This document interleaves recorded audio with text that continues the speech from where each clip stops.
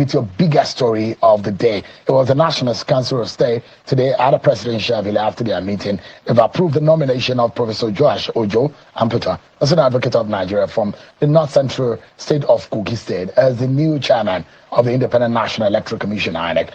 President Bola Tinubu presented Professor Amupitan as the nominee to fill the vacant position following Professor Mahmoud Yakubu's exit after a 10-year time at the helm of affairs.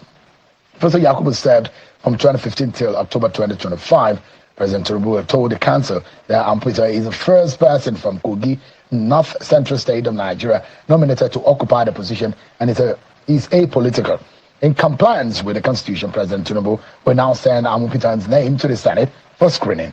The National Council of State unanimously approved the appointment of Professor Amputa according to the presidency as INEC Chairman.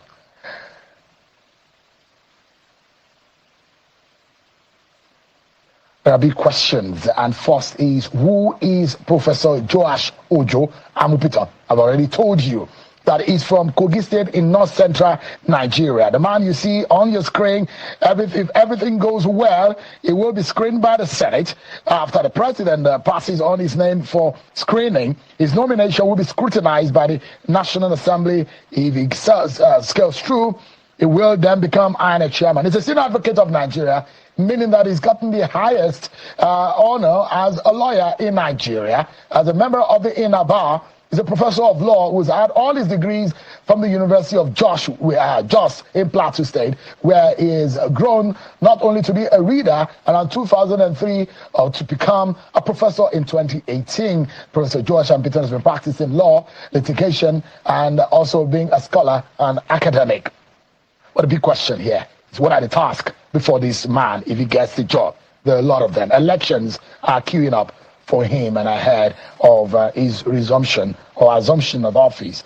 Elections are there, issues relating to the administration of the electoral body. There's a whole lot of budding on how the electoral body will move ahead. As the FCT election, is Anambra election, Ekiti election, the soon governorship election, and up to the general election. Those are going to be the immediate thinking on the minds of the new man at the helm of affairs. And beyond that, electoral reforms are going to be a major and critical issue, and how it will not be internally sabotaged by the staff and those who work with INEC. But according to the Nigerian Constitution, what is the role of an INEC chairman? How important, actually, is the role of INEC chairman? Take a look at your screen right there on what the Constitution stipulates as the role of an INEC chairman. Of course, the Constitution stipulates that an INEC chairman will be saddled with responsibility for regular elections, conducting of regular elections. Is a regulator for political party administration, and of course monitor political parties and their activities, arrange for registration of voters and maintain the voters register, conduct elections into local government council in the FCT, represent INEC before the National Assembly, judiciary and the public, organize, undertake and supervise federal and state elections, regulate the conduct of political parties. These are some among several others that the Constitution stipulates for the INEC chairman to undertake. Let's get a quick insight into the task before this man and the nomination from the president. Is the biggest story, politically speaking, in Nigeria today. Tonight, I'm being joined by Dr. Muhammad Mustafa Lekki, a former INEC National Commissioner. Is the chairman of Health Sector Reform Coalition in Nigeria, coalition of over 150 CSOs, NGOs, and professional associations and development partners in the Nigeria health sector, and is also royalty, the Galadima of Auchi Sekre Kingdom in Edo State. Dr. Lekki, it's good to see you. Thank you so much indeed for joining us tonight. Thank you, Sean. I'm happy to be back. Having served at the very highest level on the board of INEC, you have worked closely with, I think, two INEC national chairmen. I think you work with Professor Jega and you work with Professor Mahmoud Yakubu. So you understand what it means to govern and administer elections in INEC. Give us an understanding. I don't know how much of Professor Amputa that you know, but this nomination is coming at the time that Professor Mahmoud Yakubu, whom you work with closely, had exited INEC. Well, how much of a burden is he going to be carrying? Should he be screened into that office? Well, for one thing, it's good to see that the government of His Excellency President Tinubu is moving very promptly to nominate a candidate, to replace Professor Mahmoud. This has not always been the case. There's really quite a bit of a lag time before these sort of things are sorted out. So it's good to see that as Mahmoud is leaving, a professor is coming in. I don't know anything about this professor. I'm just hearing about him for the first time. Both the name and in terms of his pedigree are completely unknown to me. But having said that, yes, it's quite a lot of burden that he's going to inherit. And these are legacy burdens. They are legacy burdens that have been in the space and that we have not been able to actually, be able to address successfully. So they remain work in progress. Give us an understanding, the state of INEC right now in terms of reputation and the burden, and there are immediate burden to be delivered to Nigeria, to be lifted, and the task to be delivered to Nigerians. What do you make about the reputation of the commission right now? There is no question that the commission suffered a great deal of reputational deficit and damage, coming from the last election because of the way the coalition and declaration was handled. It was all over in the space, and so a self-inflicted injury, which was clearly avoidable and that lingered on, that was not addressed very promptly, by the outgoing administration or the administrator, himself. So that reputation is out there. Reputation is very important for any electoral process. And people decide whether or not they are going to accept or not accept. It can trigger a whole lot of, consequences, some of which may be unsavory, because people would behave at the level of emotion and they can take matters to their hand, which may just result in violence and unpleasant, outcome. So reputation is bad. It's from the last election. It's not the election. It was not a bad election. The outcome that came out, I believe, was as a result of what actually took place. But the management of it and incidents and action leading to it, were left a lot to be desired. And I think INEC may have learned from it. And this new coming professor will inherit that burden, because reputation to me is like number one priority for INEC. You need to have a very high reputation. People to believe elections are believable, and there's confidence, and that can also go along with addressing the issue of litigation across the country because of people's opinion and what is happening reputational-wise. So clearly, that is an issue, and that needs to be done. And we need to wait and see what kind of electoral reform or body languages and activities or action that the new chairman of the commission will take to address that. That is very important. It's an urgent matter that needs to be addressed, because we need to believe in our electoral process. Now, is he a banana peel for this man that is coming into office? Look at the sensitive elections that he's going to immediately be facing. Don't forget also, there are national commissioners whose appointment is going to terminate in the next few weeks. And he's going to also start to learn, and he needs to learn fast. He doesn't have the time to do the learning. And you look at all the gamut of what is on the ground. He needs to now take over and take charge of the approval of political party registration. There's a whole lot of things that will get a lot of political debate, and a lot of Nigerians will be divided around the decisions that are going to be coming out of INEC. Do you see a banana peel in form of decision that will be taken by this man in the coming days? I don't see a banana peel, the way that you are saying it. The guy is not going to slip and fall down. That's not going to happen, because we have a very resilient and reasonably robust bureaucracy, behind the INEC as an institution. The directors and institutions are there. They are quite robust, and they have been strengthened over the years. And I want to think that one of the legacies of the when we served under Professor Mahmoud, the outgoing, chairman, is that the bureaucracy was strengthened. People were trained, they were exposed to best practices in electoral processes across the globe of different types. So I think that is still there. A good number of directors and staff that are very committed and well trained and have been exposed, have a lot of experiences are there. So those will carry on. And of course, some of the commissioners, though some of them will be, a few of them, a handful might be leaving very soon, they will quickly orient the new chairman. When we came in, also people hesitated, and then we came here and we hit the road running, and I went off to do a quick number of elections within the first 2 months of our taking over, coming into INEC. So if the bureaucracy can sustain that and we succeeded, I don't see there's any fear about the banana peel awaiting the incoming professor. I think he will find a credible and quite resilient staff that will support him to hit the ground running. And the acting chairman right now, the acting chairman right now, Mayor Agbamose, is quite a cerebral person, poised, elegant, and very, well, meticulous. I think he will handle the situation and orient the new chairman properly. Thank you. The tenure of some INEC National Commissioner, early 2006, about 5 of them will be over. Another 5 will be over in 2027. So INEC board is going to be in transition, and a very quick one. And there's a need for the new leadership to get. That's why I said he doesn't have a lot of time to learn. He needs to learn and learn as fast. I do know that Professor Amputa has also been into litigation, election litigation. I've seen him in court a few times. He's held some election-related matters in court, defending some people in post-election matters. But the big question here is that there are those who believe that there are elements in INEC who are out to rig elections. And they are being instituted into INEC to rig election for politicians. And this is one of the major problem, a reputational problem that INEC has.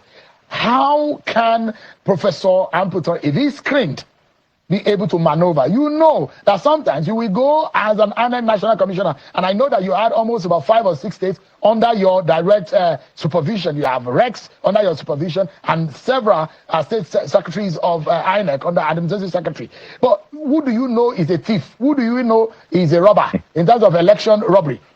So it's a very difficult one. If one person, one little person in one INEC office commits a crime, everybody points out to the number one man. This is a major problem. Don't forget, this is a professor that has carried his own reputation over the last few years, becoming a professor since 2018. But now he's going to be dealing with a whole lot of people and carrying the burden of the last person who commits any offense in INEC. How much of a worry does it give you? Well, I think this outgoing chairman has quite a few credits under his belt. One of the issue of discipline and actually bringing to book people who committed various form of electoral malpractices, whether they are staff of INEC, which some of them have been dismissed, some of them have been jailed, or there are people who were returning officers, some of which have been jailed, which has never been a case in the past. So at least he would take, credit for that. I don't believe there is a cabal within INEC that are like the election riggers that are there waiting, to throw a spanner in the work of the commission, or certainly in the work of the incoming, chairman. There is no such a thing. And if there is a rumor or any such a thing going on, they will quickly be unraveled. There are law enforcement agencies, the AFCC, when it comes to the issue of financial infractions, and they have the police system. No matter what we say about, efficiency and integrity, but we have all these institutions, and they're increasingly getting better and much more open, and so it can hide under that umbrella. The incoming chairman should just have zero tolerance for election infraction, be it at the political party level or at the people that are working as staff or people who are engaged, as electoral, officials who are doing the collation and doing the returning officer. I had my issues with electoral, returning officers and collation officers. I thought they messed up the elections, in Nigeria. They are the one mostly responsible for the bad reputation of INEC that Nigerians is going on because of a lot of unavoidable drama when it comes to, collation and declaration, which are clearly avoidable. And I think he needs to pay attention to this thing and decide a different strategy on how do we manage the election proper, collation and declaration process. That is a sticky, very, terrible aspect of our electoral process. So if he can just zero in on that and take handle of that, take control over it, I think he will go a long way to succeed. Before I allow you to go, Dr. Lekki, I know that you're about 8 hours in time difference from us here. Yes, if you are to warn Professor, do you think that he's going to have any problem in the screening process? No, well, like I said, I don't know him. You just never can say never. I mean, we have seen across the globe, anything can just fly up. Nigeria is becoming increasingly probing in looking at people's background, integrity, and stuff like that. From the little I've read, which is just before this announcement and since the announcement was made, at the National, Economic Council, level, it looks like a very good, man. And some of us who are still active and particularly at the CSO level will be very happy to work with him, and so I don't see any problem. I think he will say through very quickly. The president has done the right thing very quickly without wasting time in appointing, in nominating him, and it's been cleared. And so I see a smooth, silly clearance for him, and I wish him all the very best, and the commission all the very best too. Just quickly, in 30 seconds, if there's something that you need to warn him, now you're a man of wisdom, not only of age, but of knowledge and experience in INEC. You know that seat way too well. If there's something you want to warn him about, what would that be? He should take effective control of the election results management process.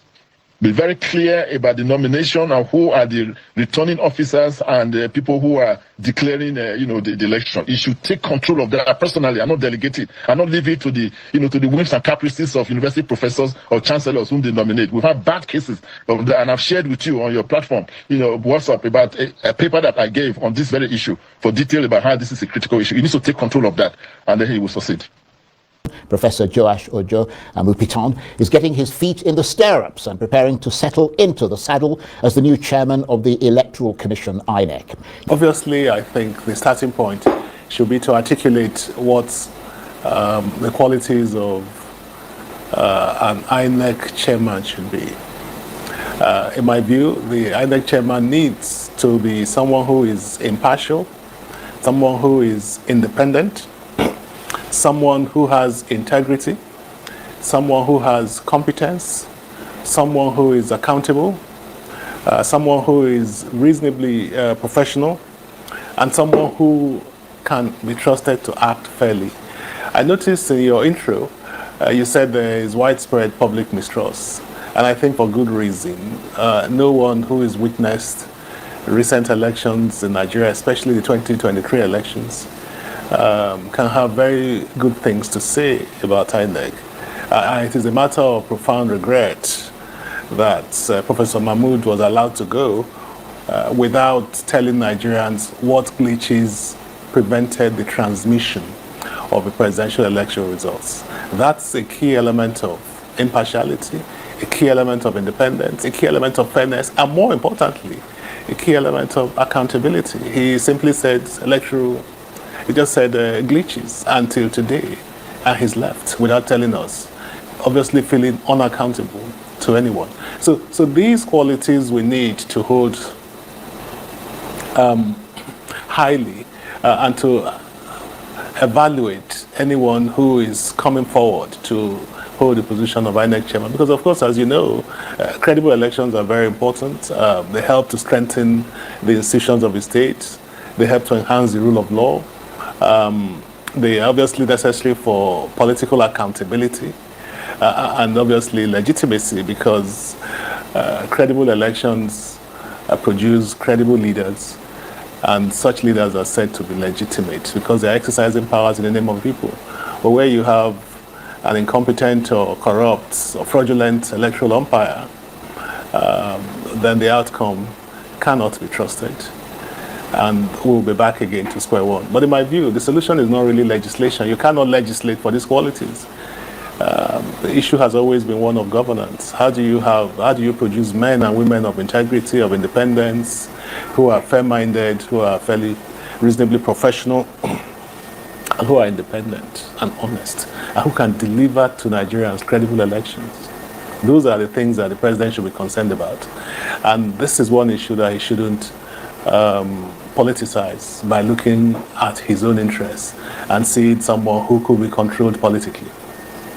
Yeah, those are points on which many Nigerians will agree. But of course, we won't know how that person will conduct elections, after they're nominated and appointed, until they actually conduct elections. So what will cause the warning bells to toll for you when the new INEC chairman is announced? Will it be where he or she comes from, what election experience they have, what their track record of service is, all of the above, or something else? I think all of the above, and I think we have to be careful. I don't think myself that the solution lies in just appointment of professors. There's nothing against, I don't have anything against professors, but I don't see that the process of attaining professorship necessarily prepares one for the chairmanship of INEC. And in saying that, I do not mean at all to disparage or to put down professors, but of course it is important to emphasize that just being a professor, professing knowledge of a particular area of human endeavor, does not qualify one to be an INEC commissioner, let alone an INEC chairman. And of course, we remember that in the 2019 elections, 2 professors were convicted for fraudulent electoral conduct in Akwa Ibom. I think there was one Peter Ogan, and there was a man called Professor Ignatius Uduk. Both of them were no doubt professors, but they were convicted of electoral fraud committed in the conduct of Akwa Ibom senatorial and state assembly elections. So one has to be a little skeptical about the wisdom of thinking that professorship by itself is a conclusive requirement for the chairmanship. And of course, if we were to judge by Professor Mahmood, his tenure was totally disgraceful. And yet, this is a man who was supposed to be a professor. and who conducted what one might regard as one of the most fraudulent elections in the history of Nigeria. So I think we have to be quite careful.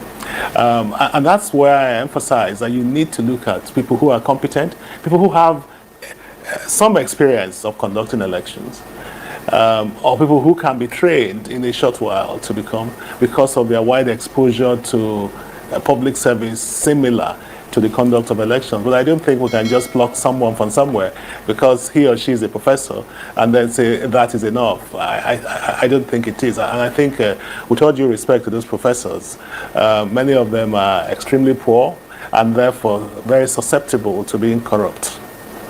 Yes, I mean, I think you make a point, at least to the extent that the names of professors, I mean, I don't know if it's accurate or not, but the names that are floating around in the public space at the moment are of professors who are being mooted as possible replacements for Professor Yakubu. And you're right in the sense that there is a feeling that, and in fact it is a fact, that they make very little money, some of them, not professors like yourself who are sort of Oxford, UK and all the rest of it, but in fact their union is threatening to go on strike because of money issues. And you raised the question, Professor Odita, and I wondered whether you could expand on that a bit, whether you think it's perhaps time to look at appointing people from maybe within the commission who have the experience of not only conducting many elections, but also the knowledge of what the challenges are and the integrity to resist being compromised. I mean, surely they can't all be rotten eggs inside INEC, can they? No, absolutely. I mean, I think it's a matter of common knowledge that most professors are paid about 500,000 to 600,000 a month. For goodness sake, a man or woman who is paid less than 10 million naira a year is being entrusted with the conduct of elections involving mainly crooked Nigerian politicians who want to win at all costs and who will offer anything to be returned elected. I think that we must be very careful about that because hunger is a very important conditioner of human behavior and conduct. A man or woman could claim to have integrity, but when confronted with hunger, it might do things which, had he or she been not even affluent, had he or she been able to feed properly, would have resisted the pressure. And I just don't see how someone who is coming from an income of 500,000 or 600,000 a month and now being entrusted with a budget of over 100 billion to implement, first of all, and then being faced with the temptations which we know come from Nigerian politicians is ideal to hold that type of position. On the contrary, I think that we should also emphasize competence and the experience and professionalism, factors which will point to maybe an internal candidate, because it's unthinkable to bring a layperson to be, say, a Chief Justice of Nigeria, or indeed to head any professional organization. And I think it's a mistake to look at INEC and think it's not a professional organization. You require a long time to learn the processes, the electoral processes, and there is no reason why someone who has been there for 5 years or 10 years or 8 years cannot be qualified. And in many respects, you would expect that such internal candidates are likely to be better than external candidates, provided they have the necessary qualities of impartiality, independence, integrity, professionalism, competence, fairness, and they're also reasonably good communicators. So the obsession with going to look for someone outside just as a matter of political patronage doesn't seem to me to be a right move. And I'm very concerned about the integrity of these elections because, as I always say, I don't see any difference between a leadership which is procured by force and a leadership which is procured by fraud. When you have an election which is not credible because the leadership is incompetent or dishonest or unfair or partial or susceptible to political influence, the outcome is likely to be that there is a fraudulent election. And there is no difference between fraud and force. In neither case is there mandate. In the first case, the mandate is vitiated by force. In the second case, the mandate is vitiated by fraud. But in neither case is there mandate. So it's very important that we get these things right and that we appoint a man or woman who has these qualities and who has competence and some experience. You cannot come from ground zero and then come to manage a complex process like a Nigerian election. Indeed. And in terms of reforms of this country's electoral system, I mean, you've got the administrative, you've got the legal, you've got the human. I mean, do you agree with those who say that it is the human agency that is left, people taking money, doing the wrong things, because according to them, the laws are already there? So the problem is the reform of the appointment process, isn't it? Completely. So in my view, the legal framework for the conduct of free and fair and credible elections in Nigeria exists. There is absolutely nothing wrong with the existing 2022 Electoral Act and the INEC guidelines issued pursuant thereto. The problem is that those rules and regulations are not self-implementing. They have to be implemented by men and women who have integrity, who have competence, who are impartial, who are fair, and who are honest. But where do you find them? So I agree with you. The problem we have is governance. In fact, in my view, there are two levels of governance problems that we have with elections in Nigeria. The first is lack of integrity of many of the electoral officers, the umpires, people you expect to be impartial, people you expect to be independent, people you expect to be honest, people you expect to be fair, people you expect to be competent. As in, say in Nigeria, they fall your hands because they are exactly the opposite. But beyond that, there is also the governance at the level of the courts.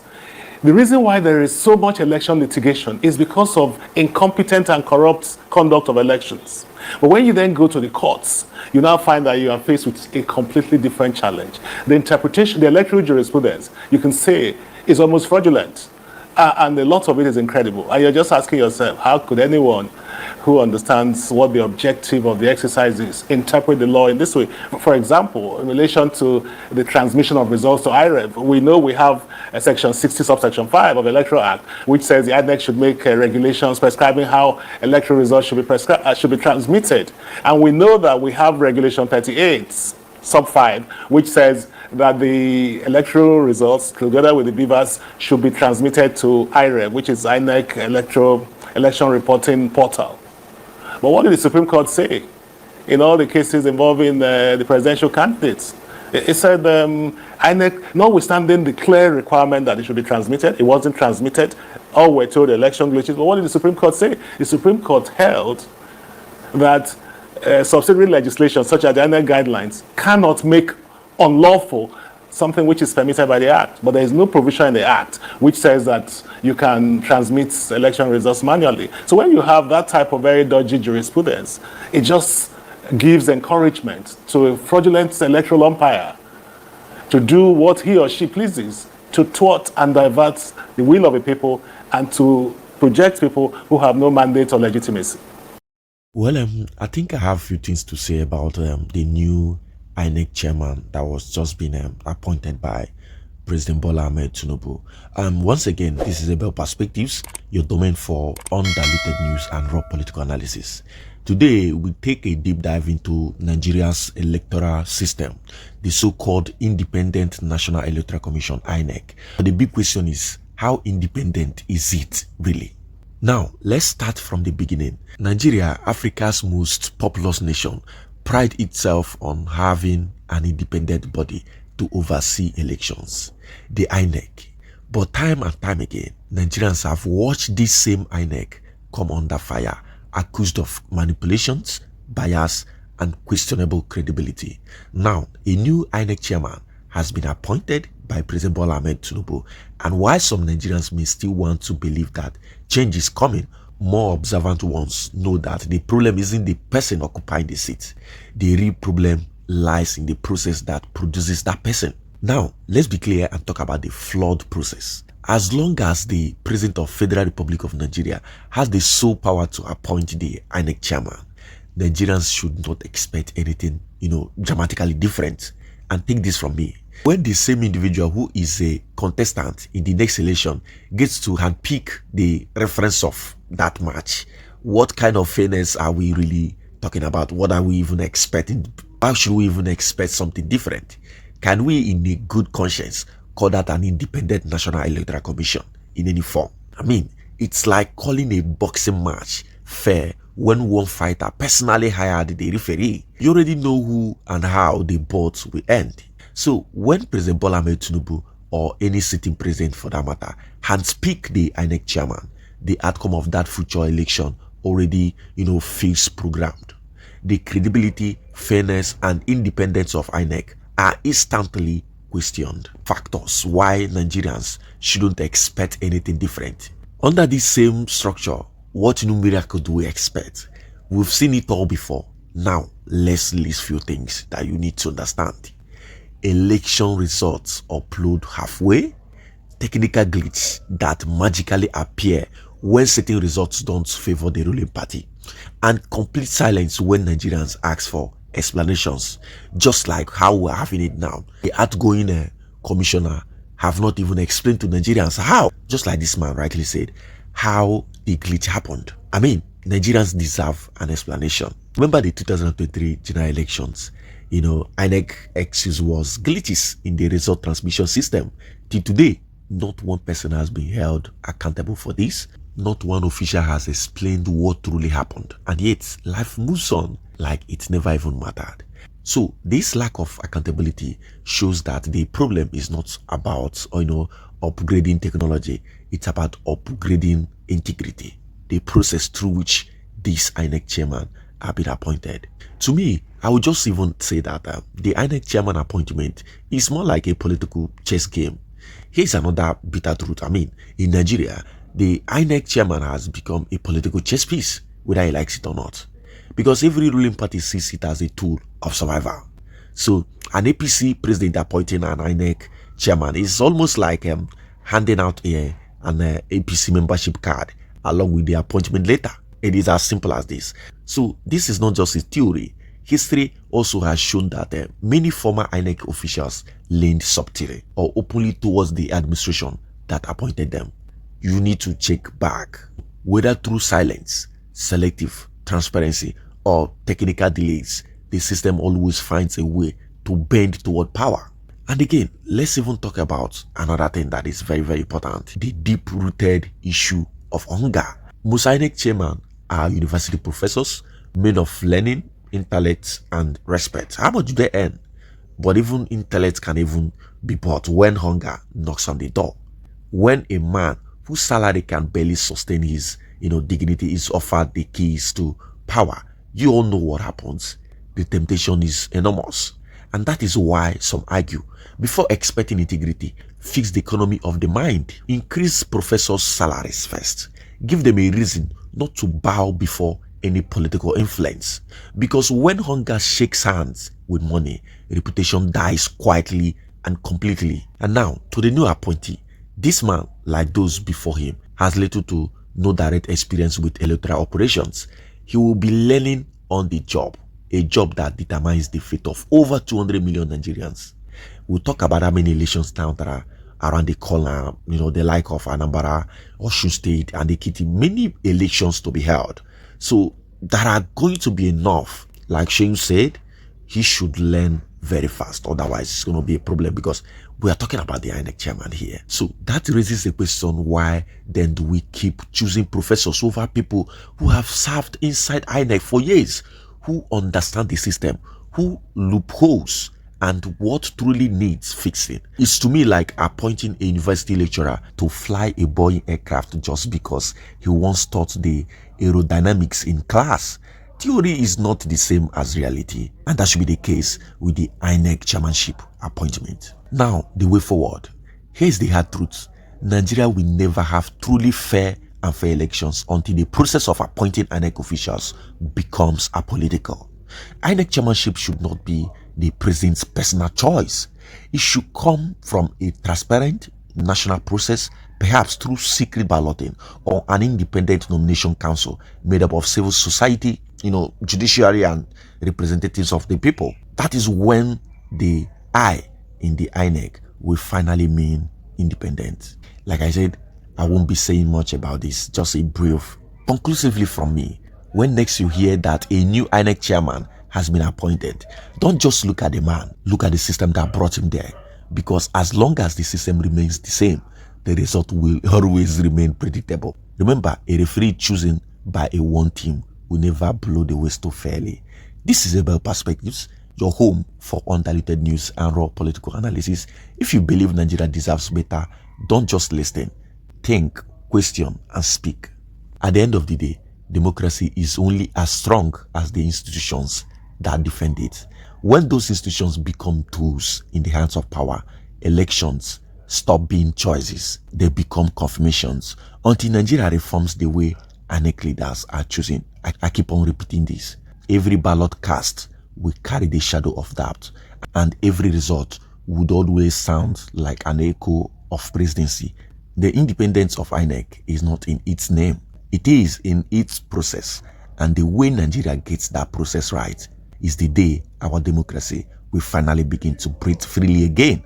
If you found this analysis thought-provoking, like this video, share it with others, and leave a comment to let your voice be heard. And of course, subscribe to Able Perspectives for more fearless and factual political analysis. Thank you for watching.